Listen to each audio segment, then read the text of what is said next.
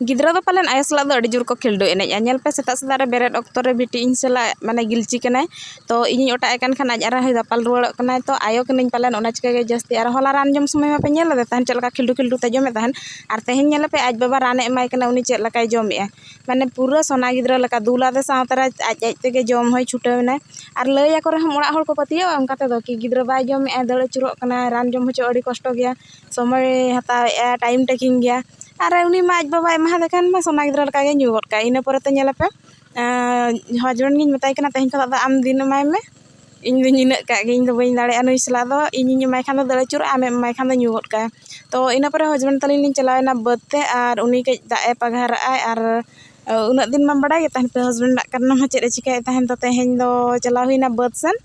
दा नाला को कजे पगार आय इना पर इन दुलुब आतिन को का जतो हol को रहे चबा के अलिन गे हाराम बुढ़ी एकदम आंगो को हेज उतरन तिया अलिन गिलिन तायम कना आर नेल पेस तना चेहरा को रहोय का को तो रूटर हम बाय नाम कता हना ट्रैक्टर बोला हम बाय संभव कन तहन चेदा से गोटा को रहोय पुरा का तो अडी पोरे पावर टिलर मटान लिन नाम केआ।